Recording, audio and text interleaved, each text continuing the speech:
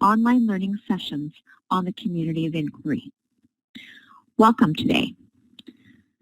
Before we get any further or go into the content, let's start with a quick quality check to make sure everything is working. Please make sure that the red record session is active in the upper right-hand corner.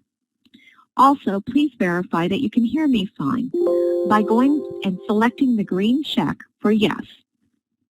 After we make sure that everyone in the class can hear fine, we'll go ahead and proceed.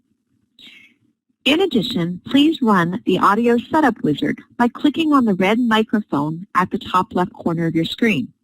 You should do this every session in order to verify that we can hear you and that you can hear each other. Also, it's very important to please turn off your cell phone, close your door, and put out your Do Not Disturb sign. Put aside all your distractions so you can focus on our session together. Now that we're ready, welcome to the first of 3 sessions on the Community of Learning model for e-learning. This project is for Wright State University class EDT 8130, and today is January 14th, 2014. We have 3 learning objectives today. The first is to contrast e-learning and face-to-face learning and explain how e-learning can effectively find its place in education today.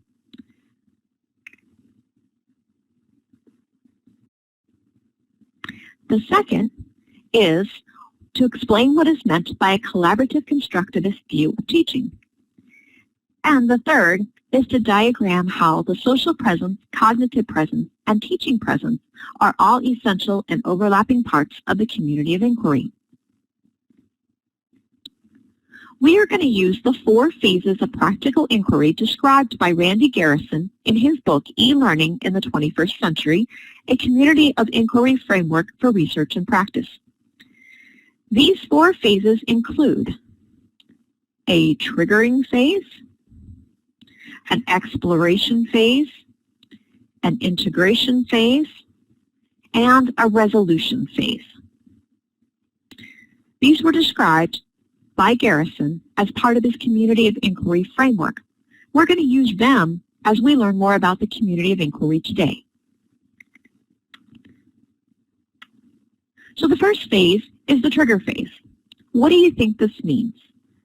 Which of the following may be a good trigger phase for a unit on Community of Inquiry? I'm going to give you 2 possible choices. After I give you the 2 choices, please pause the recording and take the time to either write a short paragraph or a numbered list of what your thoughts are on each of these 2 topics. Hold on to your answers because in the next session, we're going to refer back to them and we'll want you to share what your thoughts were at that time. So the first question is, have you ever been in a class where you felt you were in a state of flow? Time passed and class was over before you knew it. How can you replicate that feeling in an online learning class? The second is, there is a negative perception of e-learning by current faculty. How can we change that perception? All right, in order to become familiar with the rest of your class, we're going to ask you to either go to the discussion panel on Blackboard if this is an asynchronous presentation, or go to the chat room if it's a synchronous one, and introduce yourself to the members of your group. After you introduce yourself, we're going to ask you for 3 reasons why you think people are hesitant to use e-learning courses. If you go to the discussion board, please post your answer there, and then take the time to respond to each one of the members of your group. If you're the first one there, please return to the discussion forum in the future and take the time to respond to your classmates. If this is a synchronous session, please go to your participant group room. This is divided by members of the class, and post your answers on your chat room's whiteboard. I'm going to give you about 5 minutes to do that. And after you do that, then we're all going to get back together again, and I'm going to ask you to share the whiteboard answers from your group. That way we can find out what everybody else in the class is thinking with us. All right, now that you've completed that, we're going to move on to the exploration phase. So e-learning integrates the strengths of both face-to-face and online learning. E-learning provides an opportunity for all members to be engaged in conversation, either synchronously or asynchronously. Utilizing written conversation or communication instead of oral allows for time for reflection and modification. Chat rooms and online classrooms allow student interactions similar to that found in an engaged face-to-face classroom. There is just an overwhelming amount of information available on the World Wide Web nowadays. No teacher can cover all of the pertinent information on their subject in a course, nor should they even try. Students have ready access to all this information, and they can explore any area of interest in a more in-depth way.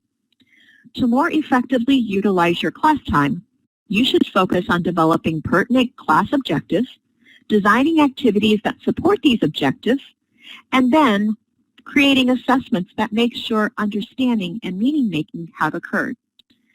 This is a case where less is more.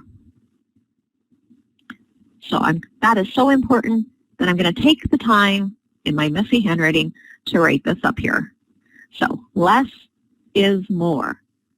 It is one of the two cardinal sins to try to describe or teach every single piece of content found in your textbook or online.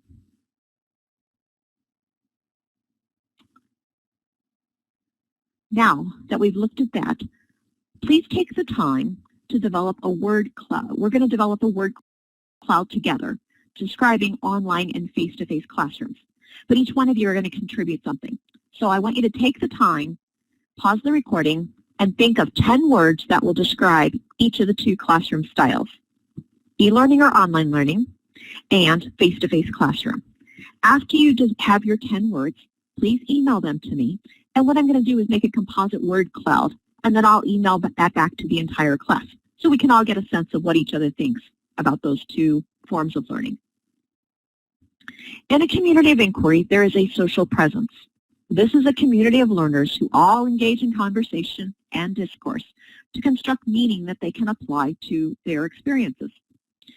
Collaboration is key. This is not cooperation. Cooperation is when you were given an assignment and each member of the group did a little bit of the assignment, then you put it all together so that you would get credit for the whole thing.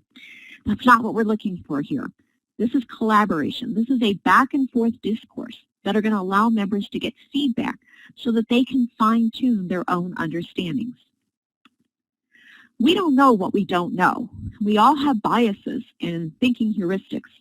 We survive in this world with quick, intuitive thinking, but this results in us looking for information to confirm what we already know to be true, as opposed to opening our mind to other possibilities.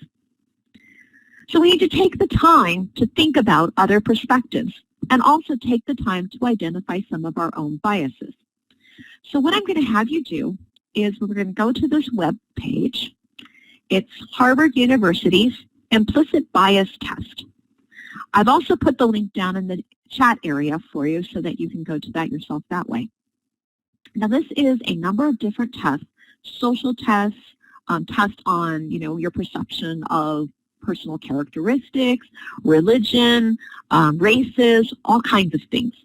And if you choose a test, any one, it doesn't make any difference, and take it, I think you're going to be really surprised at the results. Everybody I've talked to so far has been. I do ask that you take the time to write a short reflection based on the results of your bias test, but I'm not going to ask you to share it with anyone because that's really personal information. All right, back to the community of learning. So the social environment of e-learning allows individuals to identify with the group. This leads to better group cohesion and more open communication. I remember when I was teaching full-time, after a few weeks, students were comfortable in their groups, and they became very uncomfortable if I added a new member to their group or even to the class. The class had already kind of developed an identity, and they didn't want to change that. Have you had a similar experience? If you have, and you're comfortable sharing, please raise your hand, and we'll call on some of you and get a sense of that feeling. Sometimes students don't even want to change seats from one quarter to the next, and they certainly don't want a new person sitting next to them if it's possible. We're all very comfortable in our ways. The next of the three domains in the community of inquiry is the cognitive process. Garrison et al. Advocates for using the practical inquiry model as a framework to develop your class content. I've been modeling that in the development of this module so far. If you'll recall, I had a triggering event. I asked you 2 questions for you to write that we're going to use in the future. We are exploring the community of inquiry right now, and we have yet to cover integration and resolution, but we're going to get to both of those. So stay tuned for that part. Remember, though, that even though I have been following a linear progression through this model, the framework doesn't have to have a linear progression. The third component of the community of inquiry is the teaching presence. The role of the teacher is to provide leadership. The teacher should work to balance structure with flexibility. Each participant will assume varying degrees of this role throughout the class. The teacher has a much greater role in the initial development of the class and in developing its structure, but this teaching role should decrease over time. And a teacher has to be careful that they do provide content, but on the other hand, they also take the time to step aside and facilitate instead. All right, now we're ready to move on to the integration phase. How can you apply this model to your own content development? I'm going to give you an example for me. I'm in the Department of Student Affairs, and we have 120 new medical students coming in each year. They describe medical education as drinking from a fire hose. It comes on so fast that some students just cannot possibly make it fast enough. They've never had a study like this before. Medical students have a variety of different backgrounds, strengths, and skills, and it would be of great value to be able to assess their critical thinking skills and their ability to work in a group and receive feedback.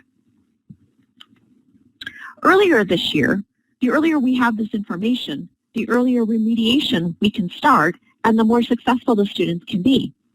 Online modules are being considered as a way to allow collaboration before matriculation and also to assess background knowledge and critical thinking skills.